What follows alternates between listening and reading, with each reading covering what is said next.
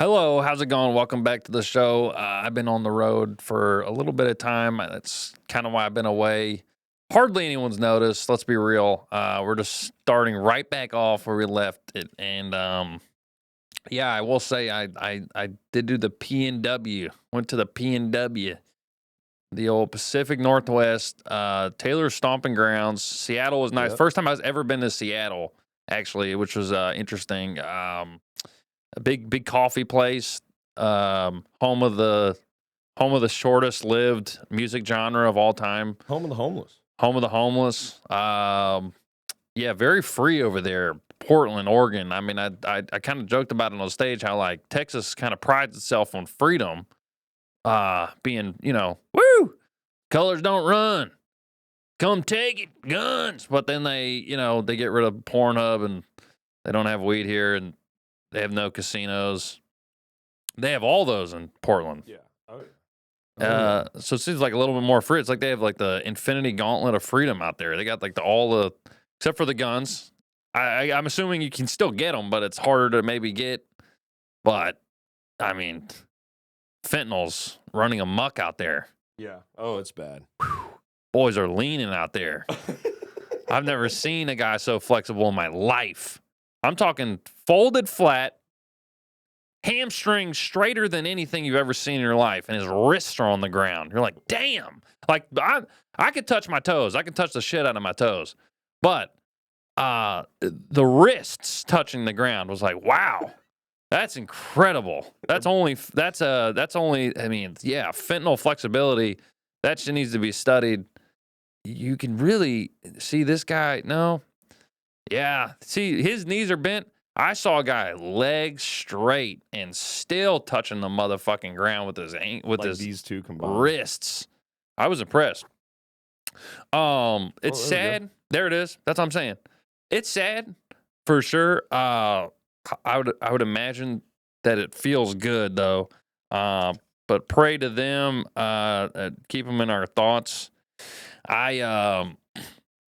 I will say I did see a guy shit on the street. Pretty much the first day I got there, I saw a guy shit on the street.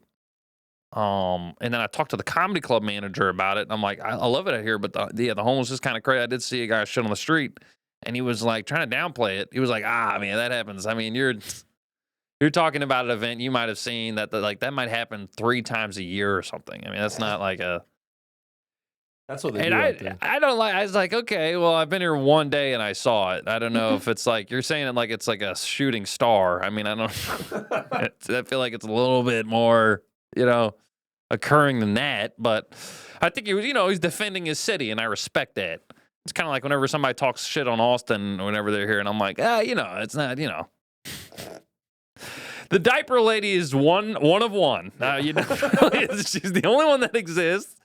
It is alarming when you first see her, but She's like a Pokemon card. She's graded. Yeah, and it's like it's I didn't know this. This is also I thought was interesting is that Portland also their phrase, their motto is keep Portland weird. Yeah, they took it from Austin. They took it from Austin, which I just think it's strange that the places where you most likely are to see people shitting on the sidewalk, that's where they're trying to keep it weird. Maybe let's mission accomplished. Maybe mission accomplished, and let's make a new goal. Keep it stable. Maybe keep it sane. On the tracks. Let's keep it on the tracks. let's shoot for that. That'd be nice. That'd be cool. That'd be a good. That's a good shirt. But it's just weird that both of those places are really, they're really doing a good job of keeping it weird, which I respect in a way. But Portland does feel free. You can be legally naked there. I learned that you can be legally naked there as long as it's not for sexual arousal, which seems like a slippery slope. Seems like one can really slip into the next pretty easily. It's also kind of unfair to the men. We're the only ones that you could tell are aroused. It's not like a cop's walking up to a lady and being like, ma'am, you're dripping. You're dripping, lady. You have to go downtown with me. You're sliding right off that bicycle. But yeah, mostly people are naked for the bicycle rides, right around naked, which I think is an interesting, that's, to me, very horny thing to do. to organize that. Guys, let's start a Facebook group and get the coolest people in town that are cool with being naked, and let's get them all together and just ride around naked together. Somebody's horny in that group. That's all I'm saying. Somebody is horny in that group. They're not all horny, but I guarantee you a pretty good percentage. You'd be surprised that a lot of them are, I mean, when the sun hits your dick for the first time in God knows how long. That bike seat just riding up your ass. Come on. You're telling me, you know what I mean? And you're like, woo! You're riding a bicycle. Your dick is at least chubbed up a bit. Also, it's like, hey, if I'm naked in public, I'm not going to be fully flaccid. You can't. That would be embarrassing. No. I got to chub it up a little bit. It's not going to be for sexual arousal, but it's for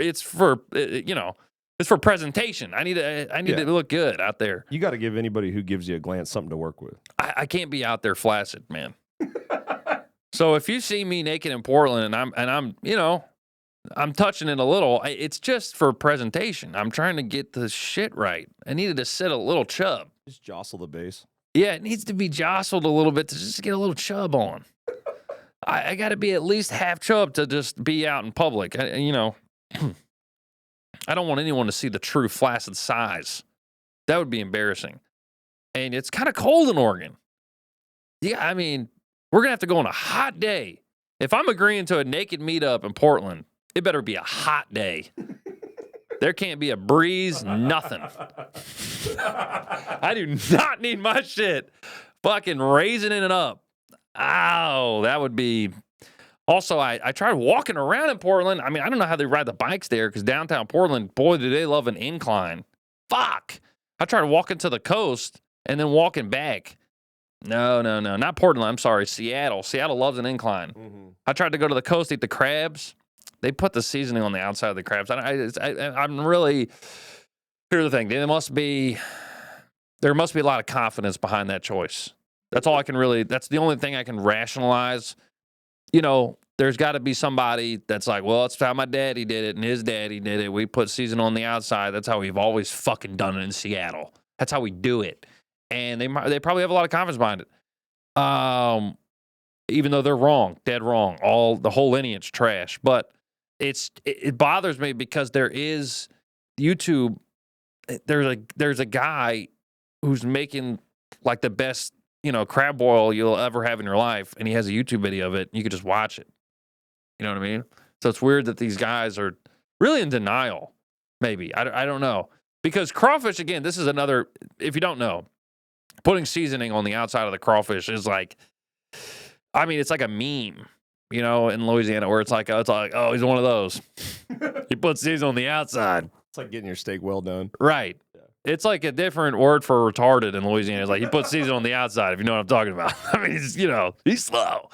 So it's like that. So that's why I was so like, Jesus Christ. Crabs I've never seen. I've never seen that. Because crawfish, it almost kind of makes sense. Because you do kind of put your mouth on the crawfish. Like when you're sucking the head, you're ripping the tail off. So it's like you're kind of like, the seasoning is, maybe it touches your lips or whatever. So then you're like, oh, it makes it a little spicier because it's touching your lip. Crabs, you're using a cracker. You're using like a literal, they used a hammer, which I thought was, again.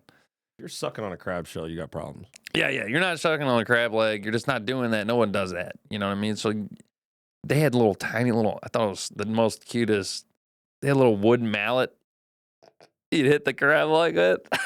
I'm like, bro, Seattle is so stupid. They give you a tiny little wooden hammer. Oh my God, like you're one of Santa's elves eating crabs. You're like, this is stupid as shit.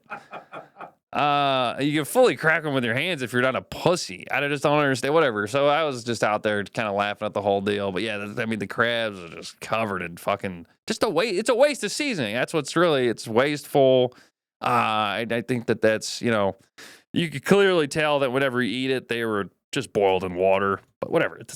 They're all about optics out there. I know. It's all optics. They like to make the crab look red. I get it. God, that was really bothering me. I'm sorry. Fuck, that was bothering me. But I liked the drive. The drive was beautiful. A lot of beautiful green. I thought this would again. This is in Seattle. Everyone's really fucking cunty in the north. I don't know what the Uber driver. This guy. I was like, oh, the Emerald City. I was curious. Why do they call it that? He's like, well, emeralds are green, so. Oh, okay. I get it. Green. I get trees. Yeah. I was like, oh, I thought there maybe, I don't know, Wizard of Oz, maybe. I thought there was a deeper meaning. He just made me feel like a complete fucking idiot. It was so, like, it pissed me off so hard. He goes, well, emeralds are green, so. I was like, yeah, I got it. I swear to God.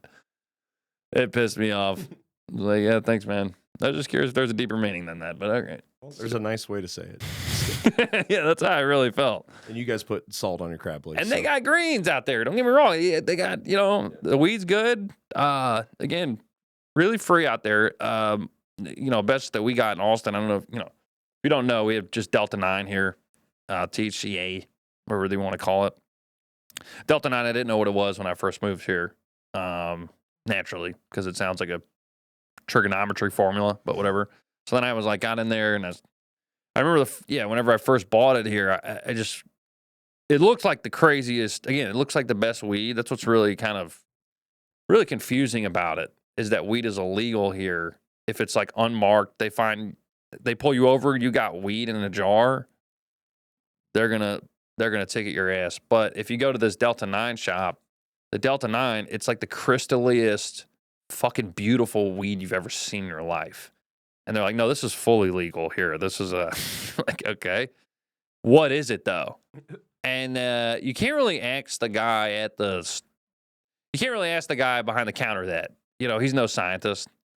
He met me with like a lot of bro science. I remember, he's a white guy with dreads and a Rick and Morty shirt. So it's very, he's just like, it's a molecular. He kept saying molecular, which was pissing me off. He just kept being like, it's like a molecular compound, and like take a molecule out of it. And then he just goes, it works though, bro. It works. Trust me, it fucking works. It's like, I know I'm looking at you. I can tell it fucking works, but I'll take a lot of it. But the Delta 9, it doesn't, I've realized it just doesn't hit the same, because no matter how, like, sativa really matters. I know a lot of people out here, they get turned off to weed because it's not, like, it doesn't make them feel good. But whenever you go anywhere else where they actually grow weed, man, like, you realize, like, oh, a pure, like, Blue Dream sativa, something, like, it feels good. Like, you're not wiped out, your day's not ruined, you don't feel like a fucking idiot. I smoke weed out here. I swear to God, like, I forget, like, the most basic facts that I fucking know. It's the craziest. I start forgetting, like, friends' names from, like, high school that I loved so much. I still know. And I'm like, what is this? And you do it name? right before you go on stage. Oh, too. dude. Oh, yeah. What was that joke I've said for the last 7 years? You're like, hang on, what? How's it? And I don't feel that at all on the weed out there. It's this whole mental clarity thing, which makes me wonder, like, what? It does make me a little conspiratorial of why, which again might be the weed, why they're just giving us the most dog shit trash weed. It's almost like they're like, yeah, here, you can have, no, Delta 9's legal. You smoke that. Smoke it. Hey, you want to smoke weed so bad? Smoke it. And then it just makes everyone feel like absolute dog shit. And they're like, oh, I guess weed sucks. I guess I'll just take Sky Rizzy. The government wants me to take Sky Rizzy, so I guess I'll take that instead. I don't even know what Sky Rizzy's for. I think it's like It's like Ozempic. I think it's a stomach condition. Can you look that up? Sky Rizzy. I'm curious. I was wondering what it was for last episode. Why is Sky Rizzy so expensive? Sky Rizzy. Okay, chronic. Autoimmune conditions. I don't know what that means. Arthritis. Okay, Crohn's disease. You ever had, what is that? Did you know somebody with Crohn's disease? I knew a guy with Crohn's disease, and he missed every single day of school. He ended up just having to get homeschooled. I don't really know what it means or what it's for. Yeah. Yeah, Crohn's disease. That's a kind of a wild spectrum. Yeah. It's for psoriasis, arthritis, and Crohn's disease. I guess just inflammation in general. Yeah. That's interesting. Well, good for them, man. I thought it was a peptide. Yeah, it's a lot of medications out there. We don't even know what it is. That's the kind of thing I don't understand about the Delta 9 and that's why I never trusted the oils, right? The vape pens, even like the resin or the like the dab rigs. We don't know what that is. I mean, they're cutting olive oil with fucking whatever the shit at the store. They're not even giving you real olive oil. You know what I'm saying? You think the guy at the weed shop's giving you real fucking... That's a lot of faith they're putting in these guys back there smashing weed, getting the oils out. They're probably like, let's put a little vegetable oil in this vape, huh? Make way more money. I mean, that's definitely... It's got to be happening, man. It's propylene glycol. Propylene glycol? Mm-hmm. What's that mean? It's like the shit they put into like the old school vape juice. Uh-huh. It's like to make it... It's like, I think it's like a plant-based oil. To cut it. Yeah. Yeah. 100% happening. I just don't trust that shit, man. That's why people always tell you don't buy a shake. Don't smoke a shake. Yeah, it's the same thing. I just, yeah, it's weird. In Canada, weed's great. I went to Canada. It was the first time I did comedy outside of the country. Wild. You grow up listening to this Canada propaganda about how they're all nice, and they're so nice they're pussies. That's what we're told. They're like, oh man, they just say sorry. They just say sorry for no reason. Sorry, eh? They say sorry for no reason. These pussies up there, they're so nice. They just bend it over and do whatever you want. And then I go up there, and they're the most cunty fucking snobs. A big lie. Big lie. It must be Canada. They must have made that shit themselves. Because you go up there and they're all like very mean. Dude, my first introduction into the country, I'm driving up to the border, right? And I go, I'm not even kidding. I go, maybe there's a stop sign. So it's like almost like a toll booth. And you drive up to this booth, and there's somebody at the booth, right, in their car talking to the lady. And then there's like a line, and you have to like pull up to the line just like at a toll. And so there's a stop sign right before the booth, and there's like a line in the ground, right? And I had never pulled up to a fucking border before, so I just kind of went a little bit past the line. So I was like, oh shit, I was supposed to stop. So I just went a little bit past the line. Bro, there was like 4 guards that come out. That looked like they were about to like shoot me. I was like, and they're like, back up, back the fuck up. You're going too far up. And I was like, oh, my bad. Sorry. And I was like, damn, this is like a really hardcore introduction into like Canada. And then the lady at the booth was like, I was like, sorry, this is my first time. And she's like, yeah, I could tell. So I was like, all right. Wow, man, Canada's really nice, huh? And then I wanted to be like, you know what? I'm so glad the Dodgers fucking beat y'all.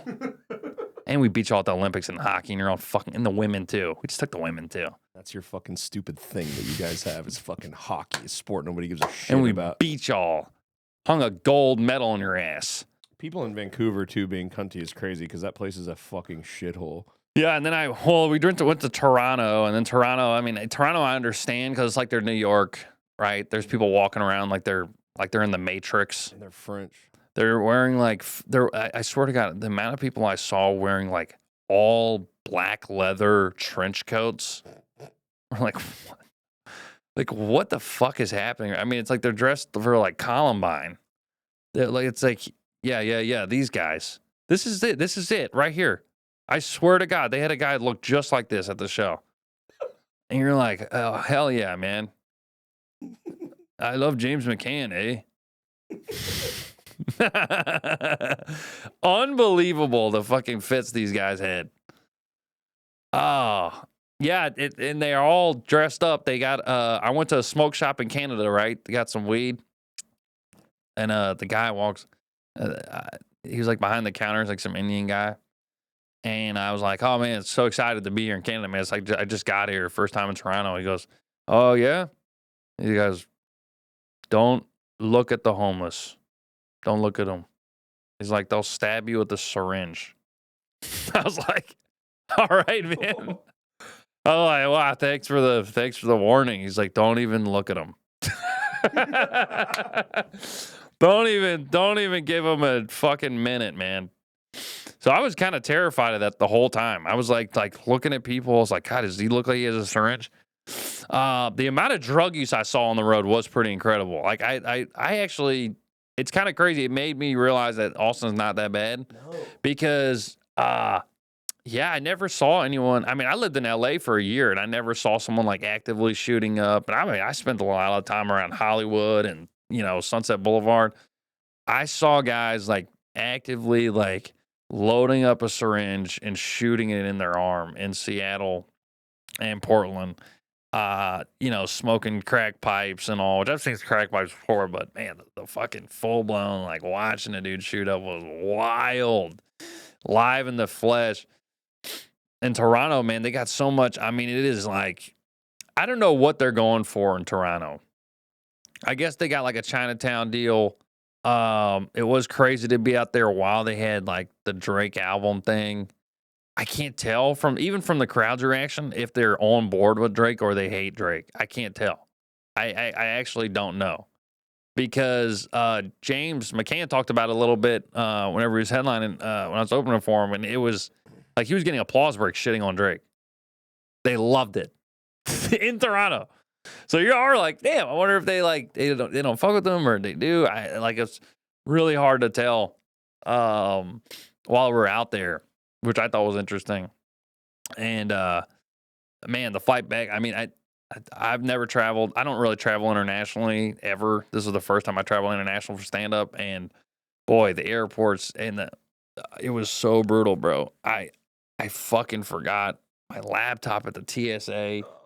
Because I didn't realize, bro, you got it. So the baggage line was crazy long, and then they had the security line, and then they have the border line, like whereas like you have to like show them like you have to answer a bunch of questions. Customs and the shit. customs. You have to answer a bunch of questions and all. And once I finally got through that, I had to race to the fucking gate.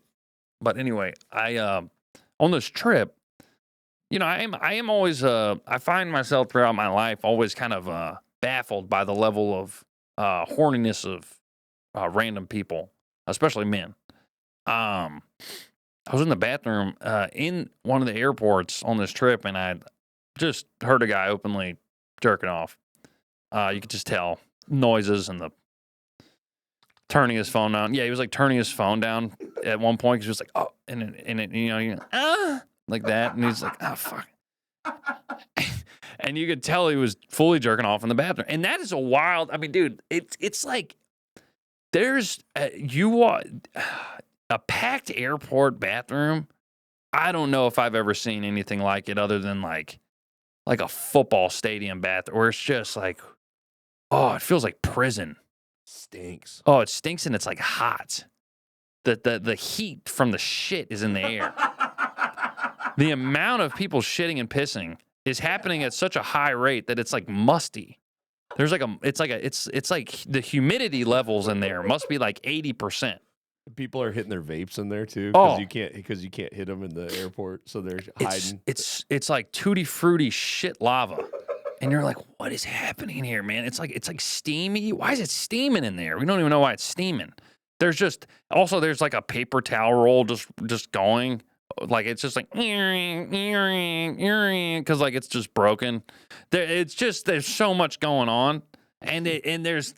You hear people hitting the toilet paper thing because like trying to like cutting their toilet paper. Oh off. yeah, and you could tell that they're trying to deter people from jerking off in the stalls as much as they possibly can. I've never seen slits in the stall as big as these slits in the stall at the airport. There's giant like gaps in between the door and the whatever because they don't want.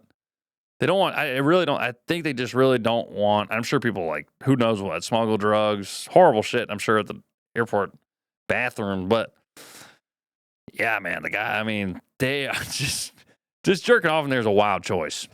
There's first of all, everyone's on a time crunch, and there's a big line. So really, the selfishness is unbelievable. Your horniness level is like, I don't give a fuck how minutes they're waiting.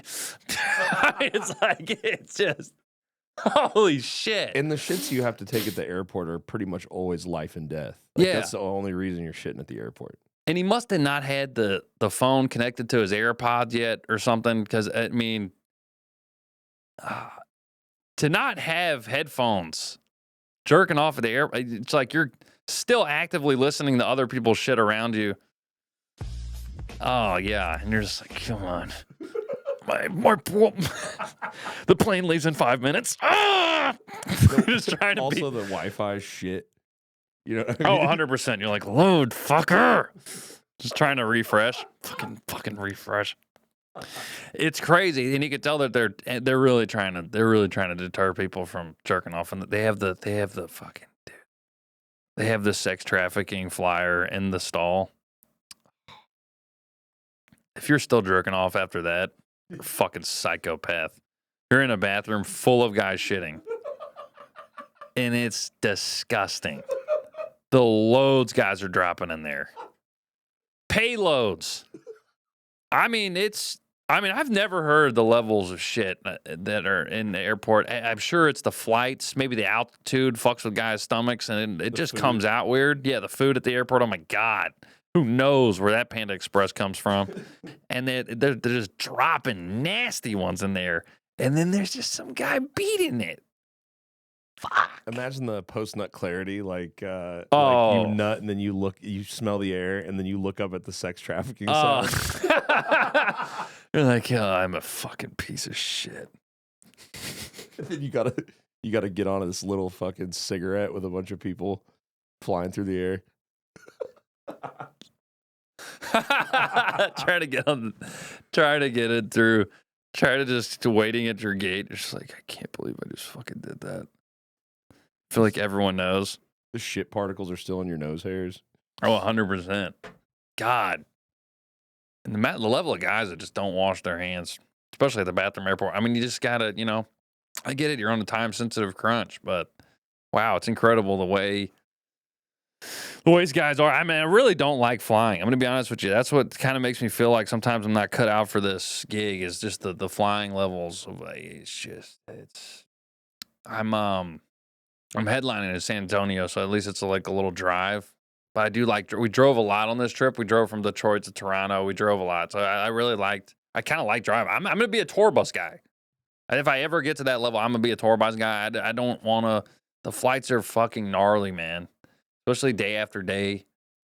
It's just too much. But yeah, the drive to San Antonio is going to be nice. I'm sure we'll be able to make it come out. By May 23rd, headlining San Antonio Riverwalk. Look it up. Riot Comedy Club is going to be fun.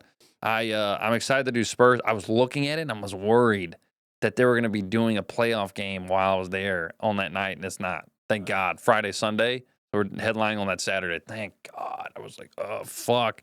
Because honestly, I mean, that would have been, I've never seen the amount of Hispanics watching basketball other than right now. I mean, I went to Pluckers last night. It was unbelievable.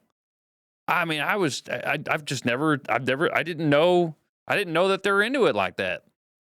But Spurs, I mean, Wemby's a damn alien, that guy. It's been very interesting to watch that guy. 7'4". Shit. He's taking over the game. I'm excited to be in San Antonio while it happens, too, even though San Antonio, I mean, they're a little keeping it weird, too. Yeah. They're right there with it. Have you been driving around? Yeah, you went recently to that downtown area. Mm-hmm. They have, I mean, carriages. They have carriages and robot cars. Hello. They have guys on scooters, and then they got the bachelorette bicycle things, and you're like a little poop river that flows through. You got how much shit gotta be on the street that's gotta be irregular. We got it's like they're designing the city to like, let's make it completely impossible to drive on these streets. The level of like the horse carriages, the scooters, the random people crossing the street at random times are just drunk as shit, and then the bachelorette fucking biking things. It's like I